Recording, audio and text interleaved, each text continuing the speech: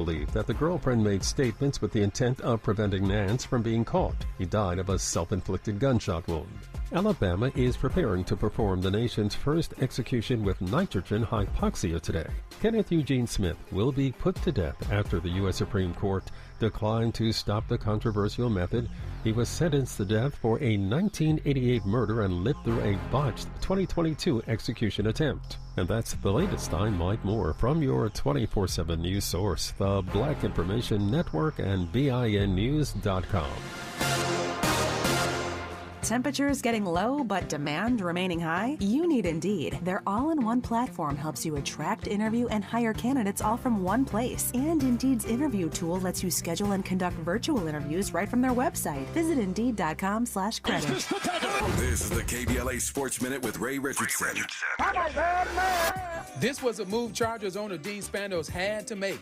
There was no way he could prepare his franchise for next season without hiring Jim Harbaugh as his new head coach. The Chargers ranked 14th in attendance this season while operating in one of the nation's top 3 population markets. With the Rams coming off a playoff appearance and looking like a playoff contender next season, Spanos needed Harbaugh to keep pace with the Rams and restore a fading fan base. The Chargers are certain to sell more season tickets with Harbaugh coming in with a winning culture. He led Michigan to the national championship when he coached the 49ers from 2011 to 2014. He took them to the NFC title game 3 times and a Super Bowl.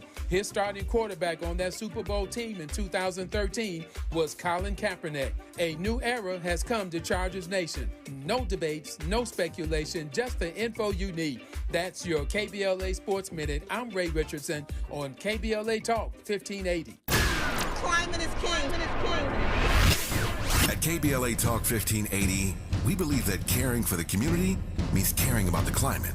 You might have heard that we announced a pretty bold 12-month, $2 million campaign to do 4 things. Increase climate literacy, turn up the volume on communities of color in the climate conversation, connect everyday people with the resources they need to survive and thrive, and highlight frontline climate justice crusaders of color throughout this year. KBLA Talk 1580 will be bringing you insightful interviews on all of our shows to help raise your climate IQ.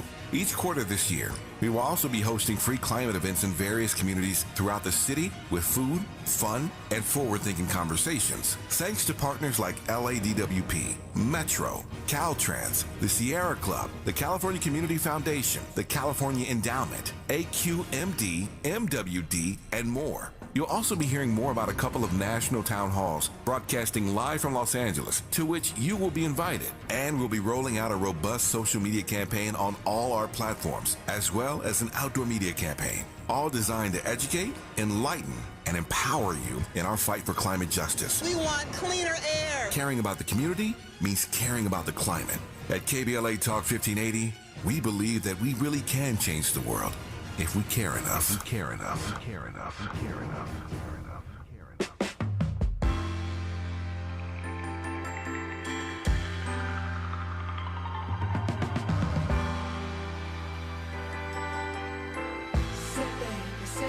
Say baby, what you doing? Where you at? Oh, you got plans. Don't say that. Shut your trap. I'm sipping wine. In a robe. I look too good to be alone. My house clean. My pool warm. Just shake. Smooth like a newborn. We should be dancing, romancing in the east wing and the west wing of this mansion. What's happening? I ain't playing no games. Every word that I say is coming straight from the heart. So if you're trying to lay in these arms, I'ma leave the door open. I hate to interrupt because it sounds so good, but as I often say, this is talk radio, so we gotta start talking at some point. But I hate stepping on good music. That's a great track. I'm Tavis Smiley, and I'm delighted to have you hanging out with us in this third and final hour of today's show. It's been quite a show today. I've enjoyed these first 2 hours immensely, and I expect this hour will not disappoint. In this hour, and live in studio with us, is Pamela Smith. And she's all about challenging educational norms and fighting back for black representation, which explains why she is a fierce advocate for, wait for it, homeschooling black children. So, should you homeschool or consider homeschooling your black child? We will talk about that and more in this hour now that Pamela Smith joins me live in studio. Pamela Smith, good to see you. How are you today? I am good, Tavis. Thank you for having me. It's my great honor to have you on. I'm glad to have you in studio. I was asking you, I know you don't live in L.A., so I was asking what you're doing in L.A., what brings you here. You told me that. You're working on a book. We'll talk about that maybe later in this conversation. But I asked you where you live, and you told me you live in Montana. How many Negroes are in Montana, Pamela Smith? I think it's about 5 of us. That's my, yeah, it's about 5. I've only been to Montana once. There is some college in Bozeman, Montana. Yes. And I remember speaking there some years ago. But it was beautiful. I mean, I loved Montana. Is a beautiful, beautiful place. Again, I've only been there once, but I loved it. But how did you get to Montana?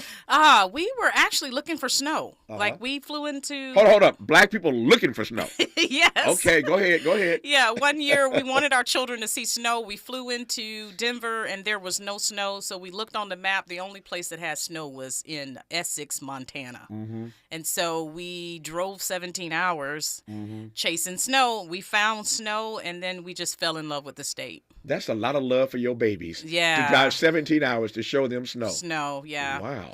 Because I was born and raised in the South Georgia. Mm-hmm. We don't see snow. Our kids, we wanted them to see it, so. Yeah. What is it like? We'll get to homeschooling in a second. But what is it like living in a state?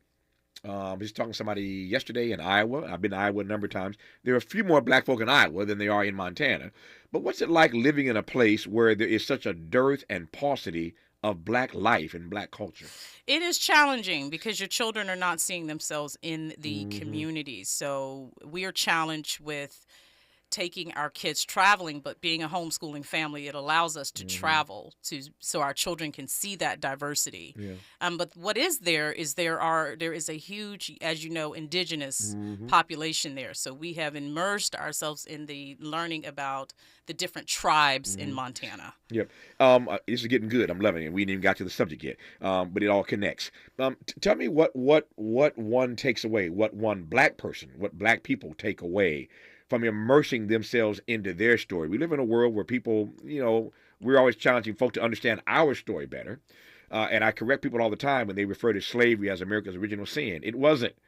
I know you're well-intentioned when you say that, but you can't forget the natives and what they did to them. Right. Slavery was not America's original sin. So I always correct people when they say that, again, although they're well-intentioned. But what is it like when one is surrounded by, because most of us are not, you're living a very unique experience, and I want to probe it right quick here. Okay. What is it like when you find yourself, to your point, being immersed in a community of natives, not white folk, not black folk, but natives? Yeah, it's different. It's definitely different, but I see some parallels. I see the way white folks treat indigenous people there.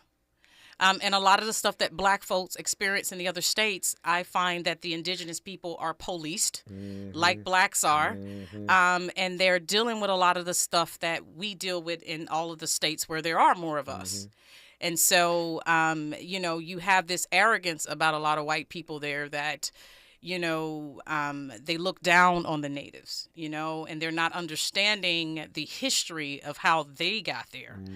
And so I find myself educating a lot of them who have been there a lot longer than us to understand the indigenous people and why a lot of them live below the poverty line there, So, yeah, it's definitely it's been eye-opening. Yeah. I've got one or two more questions about Montana, believe it or not, that I want to pose to Pamela Smith. And after we do this Montana thing, we'll talk about this homeschooling thing. You're listening, and I'm glad about it, to Pamela Smith right now on Tavis Smiley. From Leimert Park with love, this is Tavis Smiley. What is dedication? My biggest fear in the middle of my addiction was that my kids wouldn't have a father. And I started thinking, you know what? This isn't my story. I definitely had to become a better man to be a better father. It's important to me that my kids are empowered and truly believe that if they can think it, they can do it.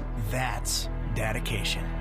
Visit fatherhood.gov to hear more. Brought to you by the U.S. Department of Health and Human Services and the Ad Council. Joey, from Vermont. A farmer trying to get through the winter. Adriana from South Carolina, a single mother living paycheck to paycheck. Liam from Ohio, an injured father struggling to provide for his family. Hi, I'm Shanola Hampton, and I support the Feeding America network of food banks because they help provide over 6 billion meals to people in need each year. Learn more at feedingamerica.org. COVID-19 renter protections are ending for City of Los Angeles tenants. Know your rights and these 3 facts. February 1st is the deadline to pay rental arrears for rent owed from October 1st, 2021 to January 31st, 2023. Residential tenants cannot be evicted without a reason or just cause. You have 5 days to respond to an eviction notice from the court. Learn more at housing.lacity.org. That's housing.lacity.org. Be informed. Be protected. Be at home. We all agree that America has a very serious problem. Okay, KBLA delegation, we need your help as we launch our 2024 Climate Justice Campaign. We would deeply appreciate you going to our KBLA 1580 website and filling out a short climate justice survey, which will help us better serve our beloved community as we build out this campaign. It'll take you just a few short minutes to complete the online survey, and the information you provide us will be invaluable as we do our part to hold folk accountable and amplify the voices of our people in this climate conversation. When you take the survey, you'll be automatically entered to win seats at our annual Black History Month luncheon, Thursday, February 29th. So, hit our website at KBLA 1580. Help us out by taking the short climate justice campaign survey, and you could be our guest at our annual Black History Month luncheon, Thursday, February 29th. Thank you in advance for your consideration and cooperation. At KBLA Talk 1580, we care about the community, we care about the climate. We care about the climate.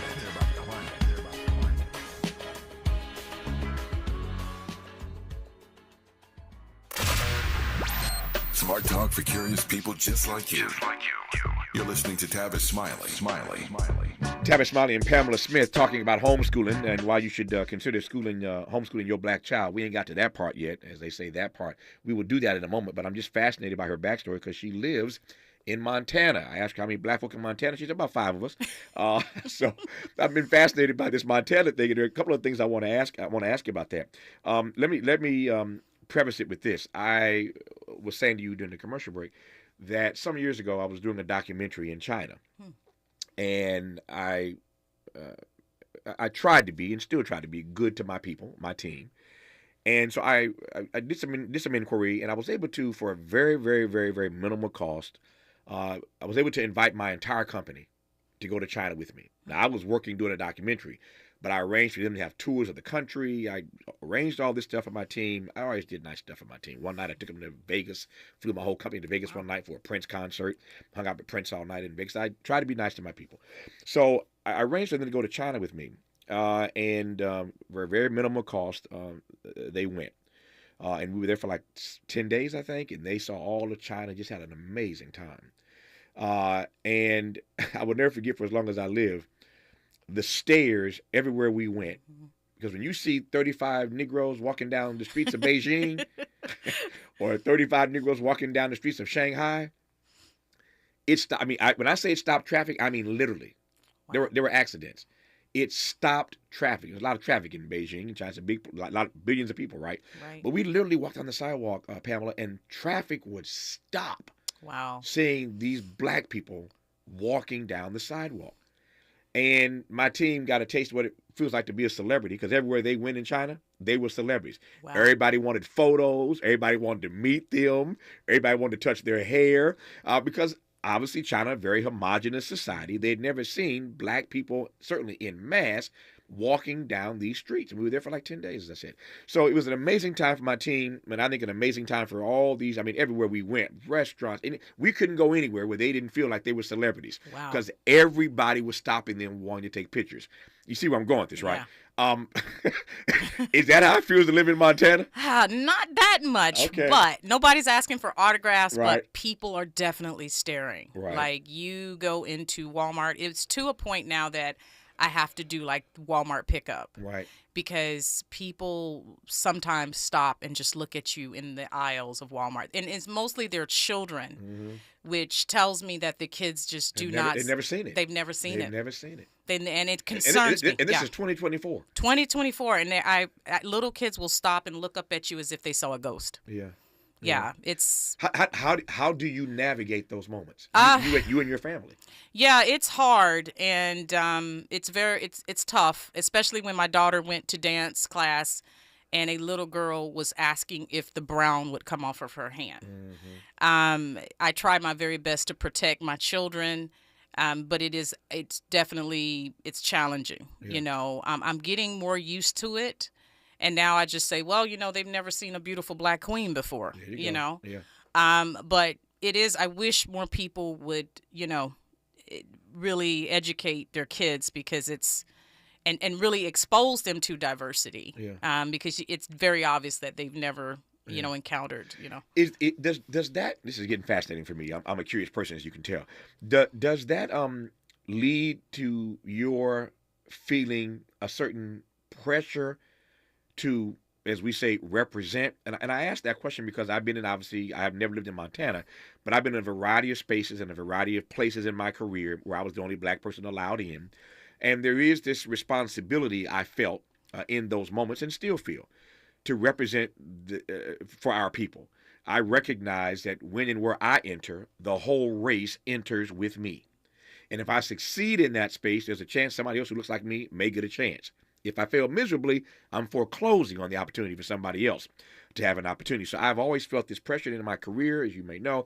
I've done a number of firsts. First black person on NPR, first black person on PBS, I've done a lot of that in my career, and I'm grateful to God for the opportunities to do that. But I know something of this pressure to sort of represent when you're the first or you're the only one. So when people look at you and they've never seen a family that looks like yours, is there any sort of pressure that you feel to represent or to enlighten them or to, you tell me?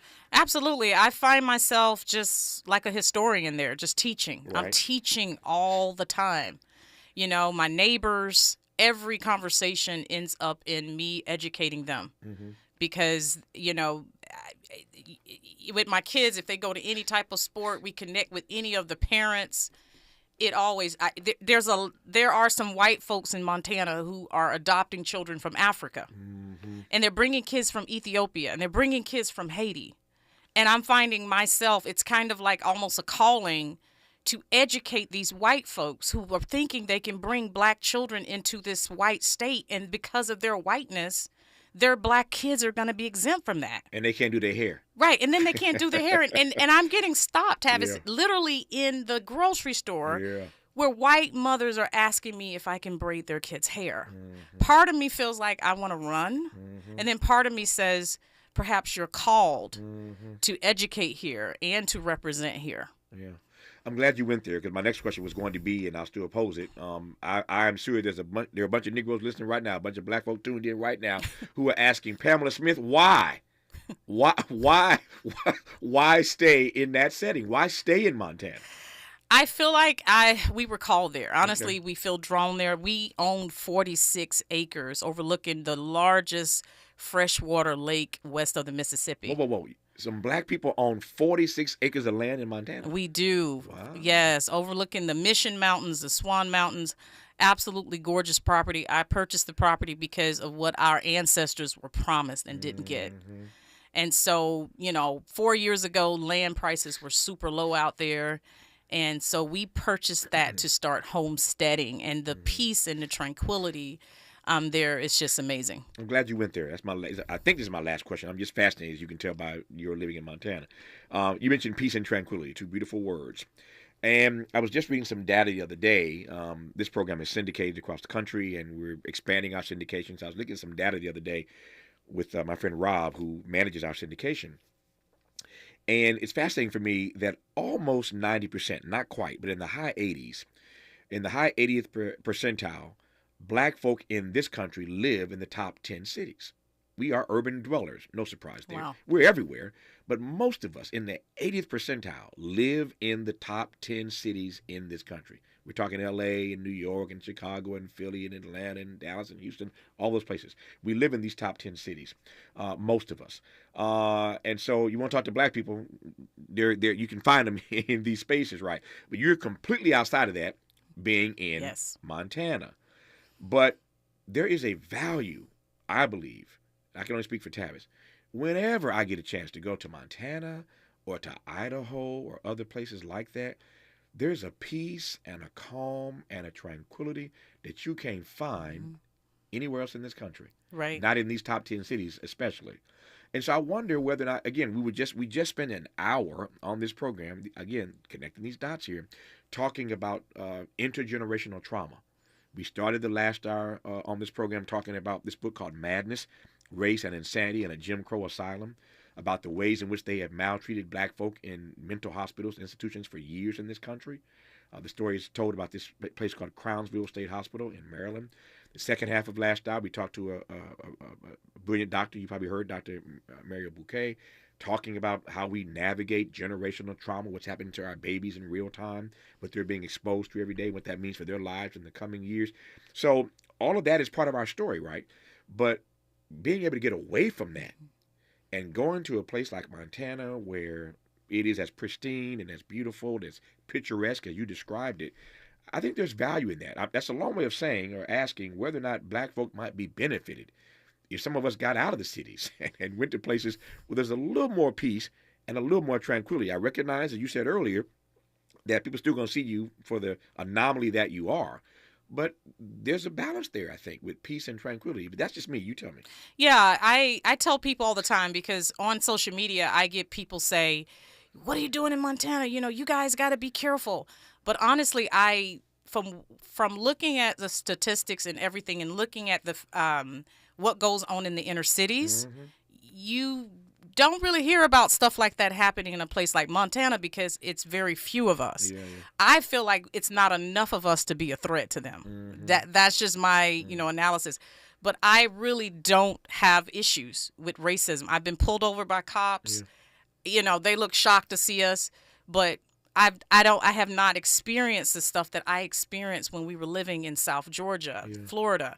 I've experienced more racism there than I've experienced in Montana. Can you? I assume you can, and it may very well be. I was saying earlier on this program that when you're on the float, you can't really see the parade. You got to get off the float to see what's going by, right? I suspect this may be true, that when you leave Montana and you get exposed to this madness that's out here, then you appreciate even more so, I suspect, the peace and tranquility of getting back to Montana. But I assume you can actually feel that internally, that peace and tranquility of being in a place like that. Yes, it is. Absolutely peaceful. I mean, just the wide open spaces, just it's less populated. Montana is one of the least populated in the country. But definitely there are some trade-offs there, but we absolutely love the peace that we have. Okay. I'm gonna let that go. But as you can tell, just curious and fascinated by what it's like to live as a black family in a place like Montana. I get it. Now, to the reason you really came to this program today, and that is to talk about homeschooling. But I love the backstory of people's lives, and so I hope you don't feel bad about me asking. Oh no, I want you to come visit us. Okay, I'll do that. I can use some peace and tranquility right about now. And once I get through Black History Month, I will need it. Yes. So and once I get past February, I may be knocking on your door in Montana for a couple of days. If y'all got a room somewhere, I'll come hang out for a couple of days. That said, we're talking about homeschooling. I want to talk about homeschooling. And you're a huge advocate for this. And this is not the first time I've had a conversation about homeschooling, but I'm having it now because every study, every survey, every bit of data that I'm reading suggests to me that black families more and more are considering homeschooling for a variety of reasons. But the numbers are incontrovertible, that more black families are coming to the conclusion that homeschooling their babies is best for them. If not for subject matter and curriculum, there's the issue of safety and security and wanting to protect their children from all the madness that's out there. But there are a lot of reasons that people choose to homeschool their children. Tell me why you all chose to make that decision. We chose to homeschool almost 16 years ago. We were living in South Florida, and we did as a lot of black folks do when you start making money, right? You think you should be in the best neighborhoods, you know, the white neighborhoods, the white schools. Our children were in a predominantly white private school, which was a Christian school. And we felt like, you know, being in a Christian school, our kids would be protected, not understanding the anti-blackness in the school. And so with our oldest two daughters being in that school, we experienced so much racism and microaggressions that I made the decision way back then to start homeschooling. Because when you have a teacher say to your child, my daughter, for example, in third grade told her teacher that we were going on a vacation in Colorado. Her teacher said, how is it that your family is able to go on a vacation? Is it because of your dad's job? So black folks can't take a vacation unless they... So it was incidents like that. And then my oldest daughter I saw her character changing, where she wanted to straighten her hair to look like the white girls, you know, and she no longer liked her curly hair. And so I knew that my children are not reflected in the curriculum. They were not reflected among the teaching staff, and they were not reflected among their peers. And I saw the damage that was being done. So I made the decision to start homeschooling, and thankfully my husband agreed to that. When you say damage, I know you meant that. That's a strong word, though, when you say your kids were being damaged by their private school. Right. They were being damaged because when you're teaching my children, that when they're not seeing, when the curriculum is not culturally relevant, in my opinion, there's damage being done. When they're being taught that Christopher Columbus was an honorable guy, you know, when they're being taught to look down on their ancestors, when they're only being taught about Dr. King and Malcolm X is intentionally left off, to me does damage to the black child. The black child needs to see themselves reflected. When they don't see themselves reflected, they lose interest in it, in what they're being taught. You know, they're going to lose interest in school. And so to me, in order to raise up strong leaders, we have to really look at how they're being educated. I'm just curious on your personal story, and then we'll go broad here.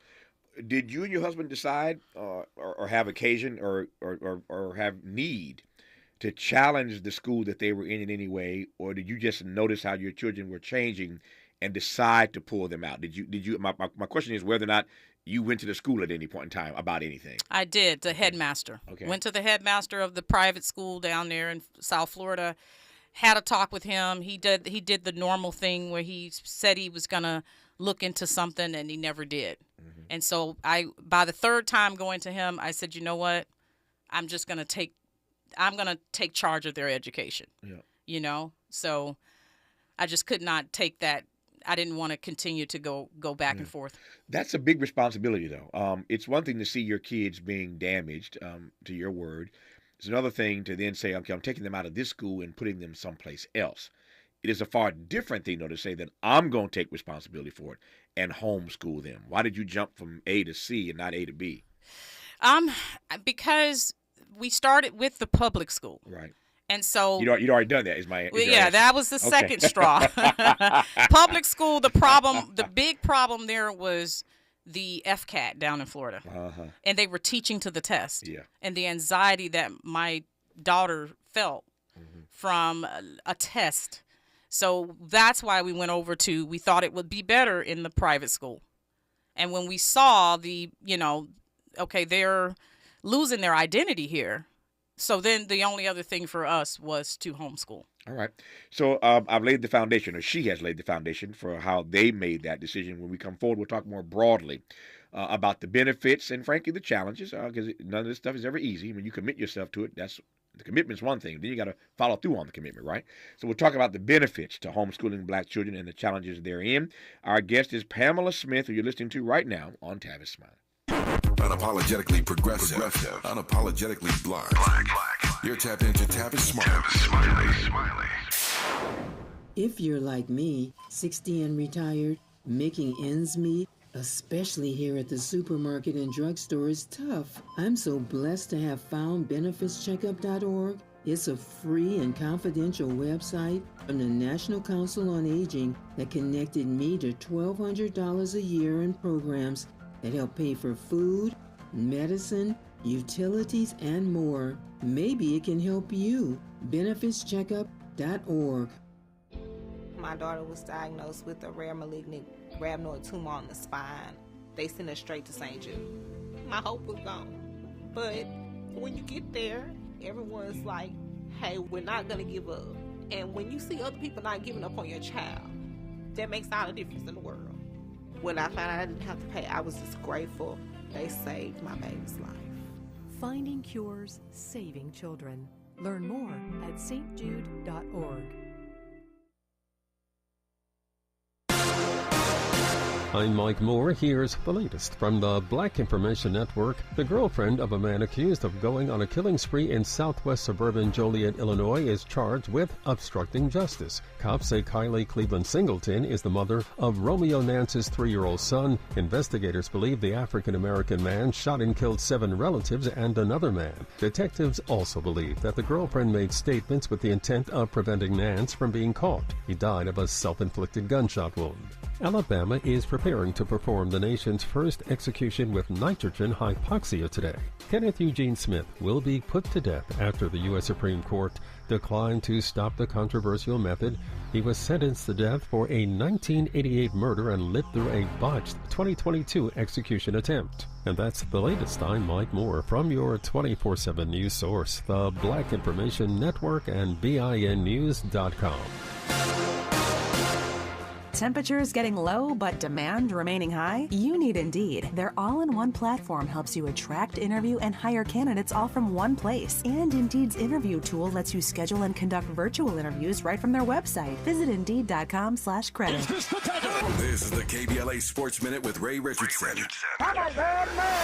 This was a move Chargers owner Dean Spandos had to make. There was no way he could prepare his franchise for next season without hiring Jim Harbaugh as his new head coach. The Chargers ranked 14th in attendance this season while operating in one of the nation's top 3 population markets. With the Rams coming off a playoff appearance and looking like a playoff contender next season, Spanos needed Harbaugh to keep pace with the Rams and restore a fading fan base. The Chargers are certain to sell more season tickets with Harbaugh coming in with a winning culture. He led Michigan to the national championship. When he coached the 49ers from 2011 to 2014, he took them to the NFC title game 3 times and a Super Bowl. His starting quarterback on that Super Bowl team in 2013 was Colin Kaepernick. A new era has come to Chargers Nation. No debates, no speculation, just the info you need. That's your KBLA Sports Minute. I'm Ray Richardson on KBLA Talk 1580. We've got a lot to talk about. Hi, I'm Zoe Williams, a.k.a. the Voice of Reason, encouraging you to join me weekdays from 7 to 9 p.m. for the world's most intriguing relationship radio roundtable. Every night, I facilitate and encourage our loyal listeners to participate in the most engaging relationship discussions you'll hear anywhere. So make it a point to rendezvous with me, Zoe Williams, the Voice of Reason, Monday through Friday, 7 to 9 p.m. Pacific Standard Time. Trust me, your relationships will never be the same. The VOR is on fire tonight. Unapologetically progressive. KBLA Talk 1580. We've got your black. If you say you care about the community, you have to also care about the climate. We're KBLA Talk 1580, and we've got your black. We've all felt the impact of rising food prices. For families in poverty, they're facing malnutrition and even death. You can feed a family for a month with your $50 donation to Compassion International. Just text the word radio to 97646. Got me a damn girl on my team. At KBLA Talk 1580, we believe we have the best tag team in morning radio. Dominique DePrima and Tavis Smiley. As the first black woman in Los Angeles to anchor a morning drive talk radio show, Dominique covers local politics like a blanket. Weekday mornings from 6 a.m. to 9 a.m. At 9 a.m., Dominique passes the baton to Tavis Smiley, who talks to everybody about everything every day until 12 noon. KBLA's dynamic duo, Dominique and Tavis. It's no wonder the LA Civil Rights Department is honoring Dominique DePrima this year at its Tell Our Story honoring Black journalist leaders and storytellers event, Thursday, February 8th. Or that the John M. Langston Bar Association of Los Angeles is honoring Tavis Smiley at its 47th Annual Installation and Scholarship Awards Gala with its Community Impact Award on February 10th. We couldn't be more proud of Dominique and Tavis, who make Black history every day, not just in February. If you're missing Dominique and Tavis weekday mornings on KBLA Talk 1580, you're missing out. We're KBLA Talk 1580, and we've got your black. Holla, yeah. Jackson Hewitt has a plan to get your tax refund fast with a buck here, buck there. Here a buck, there a buck, everywhere a buck. You don't have to wait weeks for your tax refund. Get money sooner with a no-fee refund advance loan at Jackson Hewitt. On this loan, there's a money today guarantee. E-I-E-I-DO. Don't settle for chicken feed. Get fast bucks at Jackson Hewitt today. No-fee refund advance loans by Republic Bank offered to eligible clients. Money today guarantee if approved for a loan on a prepaid card. Details at jacksonhewitt.com. You're all set with your Medicare prescriptions, Mrs. Brown. This is not just low-cost copays at Walgreens. I can actually help you set up 90-day refills if you want. This is having a partner you can trust. Get low-cost copays, 90-day refills, and delivery from your neighborhood Walgreens. This is being independent. Together. Walgreens. Restrictions apply. For details, see walgreens.com/pharmacy. Let's get back to more of Tavis Smiley right now. Our guest is Pamela Smith, and we are talking about homeschooling and whether or not you ought to consider that for your black baby, black children. As I said moments ago, the data is incontrovertible. More and more black families are choosing, for a variety of reasons, to homeschool their children, a decision that Pamela Smith and her husband made. I want to give him his first name. Reginald. Okay. I don't want to just keep calling you husband. He's listening. Okay. Hey, Reginald. A decision that Pamela and Reginald made for their five kids. Babies. What is it like when you make a decision, and at the time you didn't have 5 babies, but when you made a decision to homeschool your children, you had how many then? At the time, there was only 2. There was only 2, okay. Mm-hmm. But it worked obviously well enough for those 2 that you continued with the other 3. Yeah, definitely was so many challenges to it. But yeah, it definitely... We've graduated those 2 now. Okay. So we'll get to the benefits in a moment. We'll do the benefits secondly. But let's start with the challenges because people need to be, you got to be transparent about this, right? It's not easy to do. It's important to do. It's vital to do for you and Reginald. It's necessary, and others are feeling the same way. But there are challenges, as one might expect. So tell me first about the challenges, then we'll talk the benefits. The challenges, it's, really is one of the biggest things is a lot of parents think that you have to be a teacher. Mm-hmm. And what I learned is through all of the trials is that you are a facilitator. Mm-hmm. When you as a black parent educate, make the decision to home educate, you become a facilitator. Meaning, like, for example, my daughter right now is in 9th grade. She's studying, she's in Algebra 1. Mm-hmm. I don't remember Algebra 1. So I facilitate that by hiring a tutorer to help her through her Algebra 1 lessons. And, that's one of the biggest things is like, I don't want to teach my kids chemistry. I can't teach chemistry. But learning that you are a facilitator, there's so many online programs out there and things available that wasn't available 20 years ago, So, yeah, those are one of the challenges. Also, when you have multiple kids, like me, I have a 2-year-old at home. So, balancing the demands of a 2-year-old with my 11-year-old son is, that's another challenge. Mm-hmm. When you have to work, because during that time of this 16 years of us homeschooling, we've also built a business. Mm-hmm. So how do you balance business or a job with homeschooling? So those to me, that's some of the most challenges. And then their learning styles. Mm-hmm. What do you do if you have a child that's bouncing all over the place, And then curriculum. How do you find curriculum? Those are all the things that are really challenging when you first start homeschooling. Yeah. What have you learned? And this is fascinating for me. What have you learned about the various ways that your children learn? And I ask that because it lends, for me at least, a greater sensitivity to teachers in public schools who are teaching a class of 35 students, and they all have different styles, different ways of imbibing the lesson plan, right? That's not easy. Right. And that's why I say I think teachers are the most undervalued folk in this country, and no question about it in my mind. We just don't respect and value teachers in the ways that we should. But as a parent who's doing this in real time at home every day, what have you learned about how to navigate the difficulty of having 5 kids who all learn differently? Yeah, that's one of the very first things whenever I coach parents in homeschooling is to look at their child's learning style, because all of us learn differently, and it's important to know their learning style. There's all kind of assessments online to help you to understand, are they an auditory learner, visual learner, kinesthetic learner, meaning are they more hands-on with learning? That is going to help you tremendously, because if you think that just because your other child learns this way, then you start yelling at the other kid, well, why aren't you learning this way? Like, for example, my oldest daughter, she was able to do her 4 years of high school online. My next daughter coming along, who just graduated college, she hates online learning. It doesn't work for her, And so I realized they had 2 different learning styles. And so that is very important for a parent to do that, to really assess the way their child learns, observe them. How do they learn? Are they, do they learn when they're, are they able to play music? Some kids study better when they play music.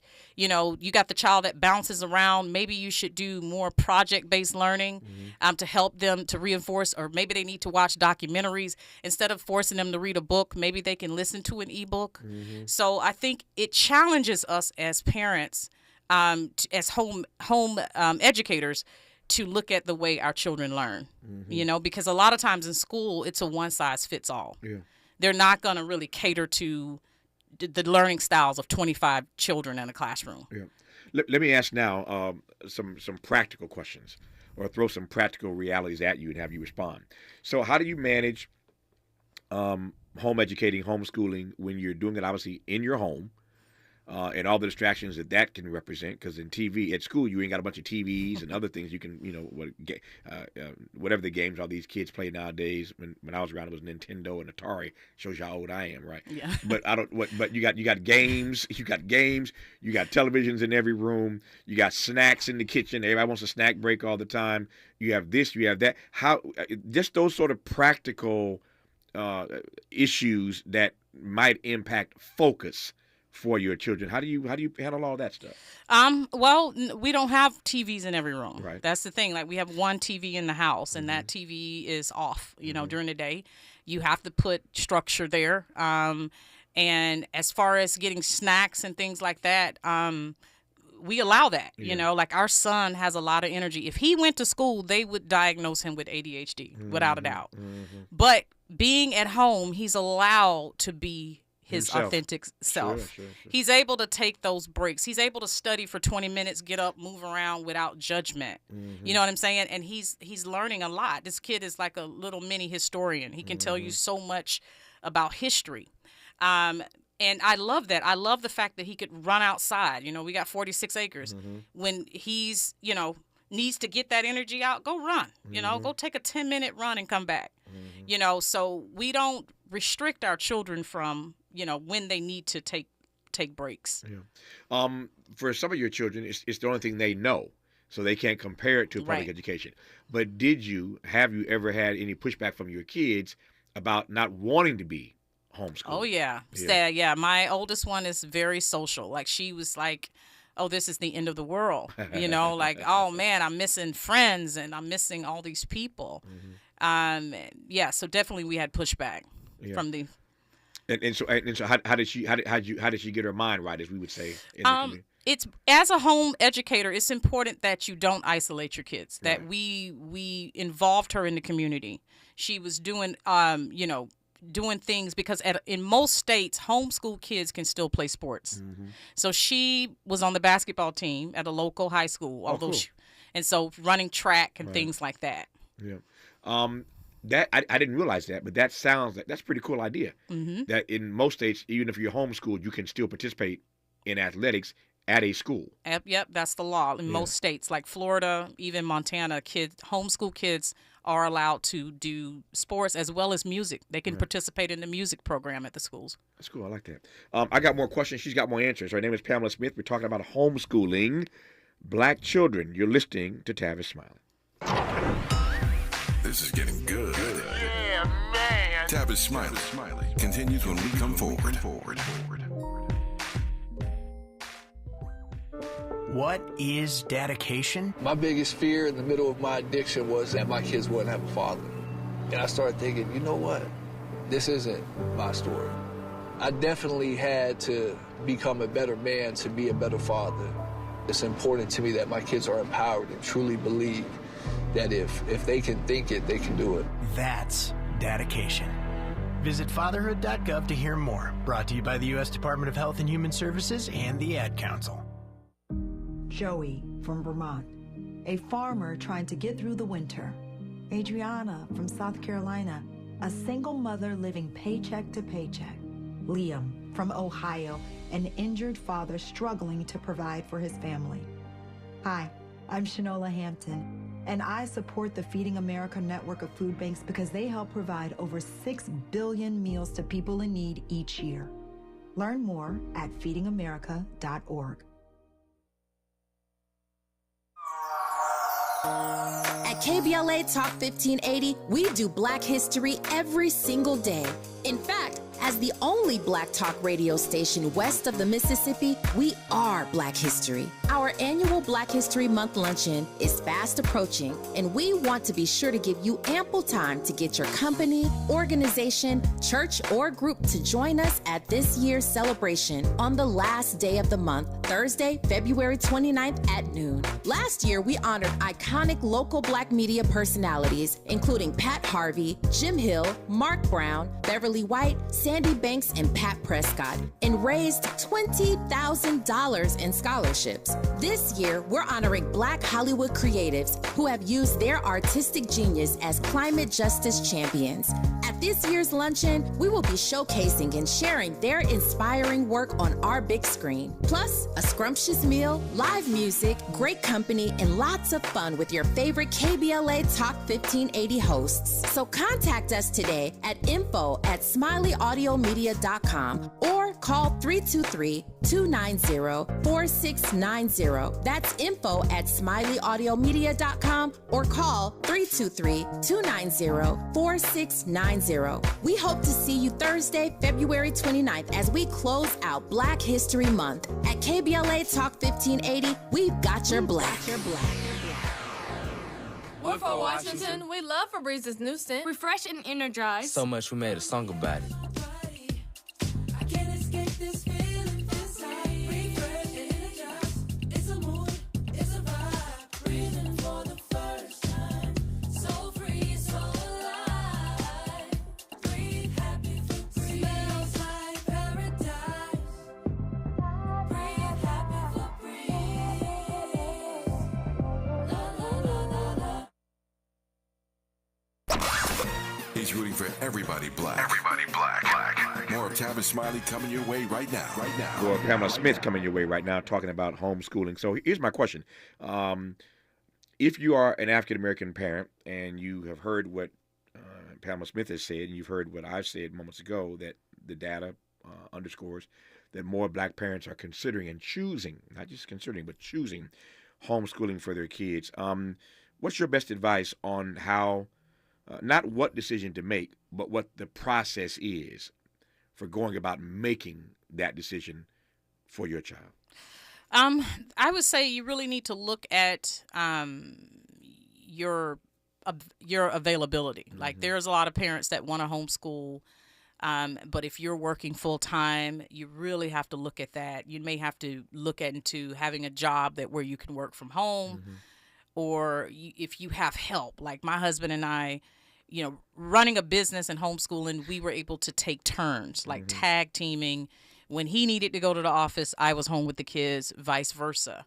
So we had a really good support system. I would say you really need to make sure you have a support system if you're going to start homeschooling, if you are also working or running a business. Yep. I keep reading. You tell me if I'm right about this. You mentioned curriculum earlier.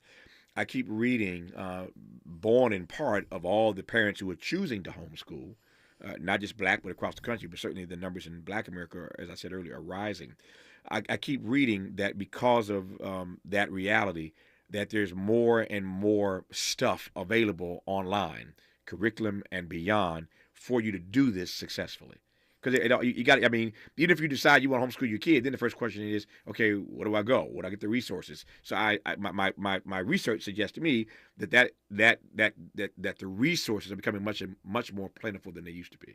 Yeah, definitely more than when I started. Yeah. You know, there was a lot back when I started. The biggest curriculum was this conservative-based curriculum, and it was, you know, I won't call the name of this curriculum, but one of the passages from their history book said that enslaved Africans realized that it was better to be free from sin than it was to be free from the shackles they were in. This is the damage that can be done through curriculum. And I knew early on we would not use that curriculum. So for me, it was really creating unit studies, using literature, you going to the library and really teaching them history from books, because there were not curriculum out there to teach accurate history to our children. Who wrote that curriculum? Was that written by Ron DeSantis? That was a joke. Well, the school that wrote that curriculum is in Florida. Is in Florida, yeah. Somehow I'm not surprised. Somehow I am not surprised to hear that. And in the fine print, you may find DeSantis' name somewhere, but I digress on that. When we come forward in our remaining moments with Pamela Smith, we'll put the penultimate question to her, which is, what are the benefits to black parents who choose to homeschool their children? You're listening to Pamela Smith on Tavis Smiley. More of Tavis Smiley when we come forward. If you're like me, 60 and retired, making ends meet, especially here at the supermarket and drugstore, is tough. I'm so blessed to have found benefitscheckup.org. It's a free and confidential website from the National Council on Aging that connected me to $1,200 a year in programs that help pay for food, medicine, utilities, and more. Maybe it can help you. benefitscheckup.org. My daughter was diagnosed with a rare malignant rhabdoid tumor on the spine. They sent her straight to St. Jude. My hope was gone. But when you get there, everyone's like, hey, we're not going to give up. And when you see other people not giving up on your child, that makes all the difference in the world. When I found out I didn't have to pay, I was just grateful. They saved my baby's life. Finding cures, saving children. Learn more at stjude.org. KBLA Talk 1580. We've got a lot to talk about. KBLA reminds you that when we fight, we win, and we don't black down.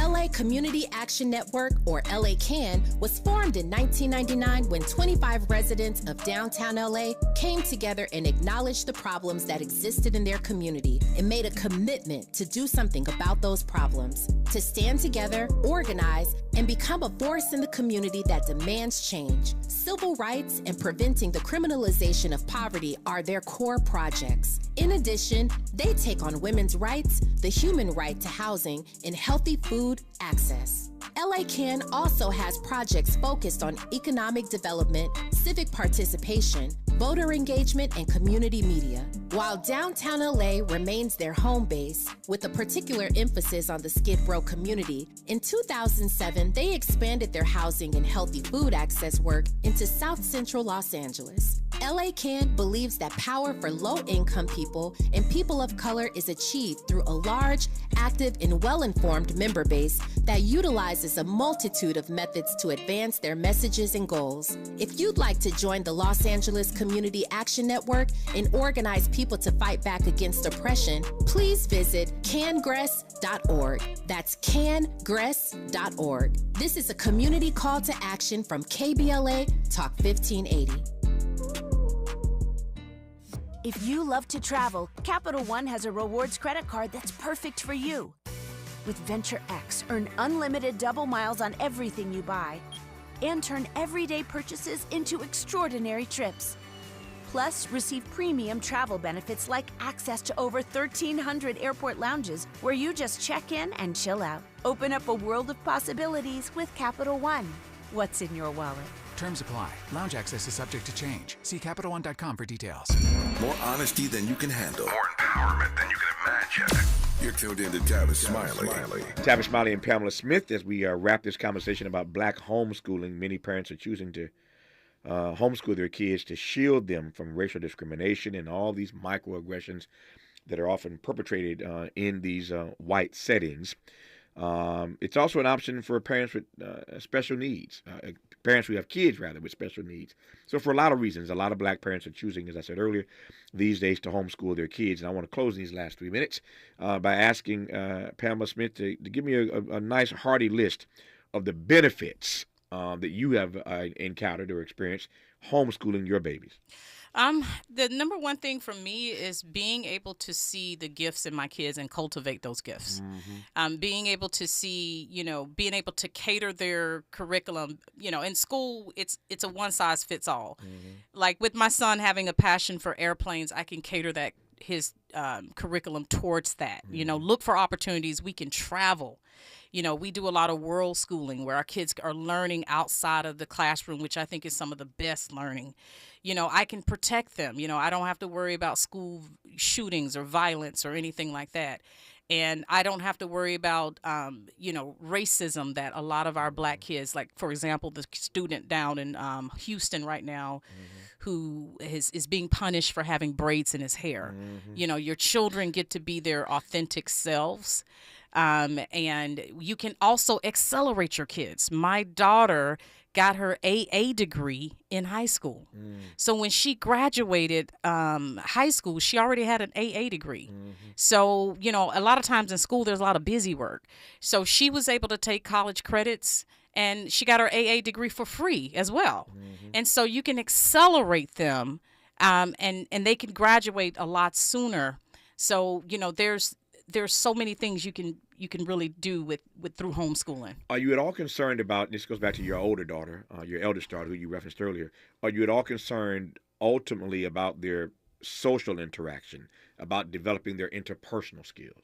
The socialization thing is a myth. People say, well, you need your kids in school so they can socialize. Well, when they go to school, the teacher tells them what? They tell them to hush. You're not here to talk. And socializing with only kids that are your child's age is not true socialization. For example, my 14-year-old just got her first job in Montana. She's interacting with people of all ages. So I find that my kids are better socialized than children that are in the school systems because they're learning from their parents, the grandparents, people in their community. So I've never had an issue with my children socializing. Yeah, those interpersonal skills are really important, obviously, for anything you want to do in life successfully. And I just find that this is a conversation about that's much broader than homeschooling. I just find that these kids today lack interpersonal skills, period, because they're always on their devices. Right. They're just not interacting with other people as much, and so their interpersonal skills just lack. Right. They're lacking, I should say, and that concerns me. But I hear your point. Well, I am glad that you made your way down from Montana to Los Angeles. And I'm glad that we had a chance to talk to you in this hour about homeschooling. I close the game by saying there must be something here because a lot of black parents are choosing to go in this direction. So all the best to you and Reginald and those babies. I was laughing because you said you have a 2-year-old. Yep. I ain't in your business, but it sounds like a pandemic baby to me. Yes, it was. I am not trying to get your business, but that sounds like a pandemic baby. Yes. Okay, I'm gonna leave that. I'm gonna leave that right where it is. Her name is Pamela Smith. I've enjoyed having you on this program, Pamela. Enjoy LA. Get back safely to Montana, and I'm gonna hold you to that. When I get past Black History Month and I need a break, yes, I may come to Montana. Yes, we'll be waiting on you. All right. Leave the light on for me, as they say. All right. That's our show for today. Tomorrow is Friday, so it's the best of Tavis Smiley on tomorrow. 3 great conversations from this week you might have miss. We're going to pull 3 of our best ones. It's going to be a tough week, Miles. We have some great dialogues this week. We'll pull 3 good ones for the best of Tavis Smiley tomorrow. Until tomorrow and beyond, thanks for tuning into this program. And as always, keep the faith.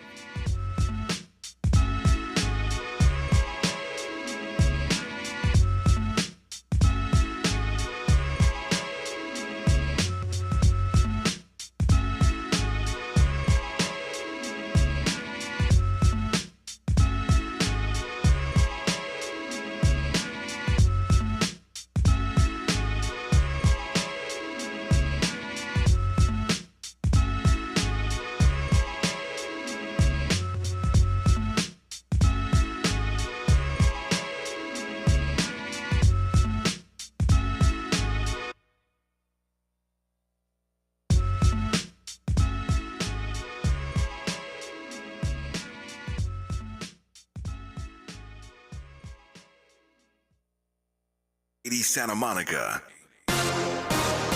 I'm Mike Moore. Here's the latest from the Black Information Network. The girlfriend of a man accused of going on a killing spree in southwest suburban Joliet, Illinois, is charged with obstructing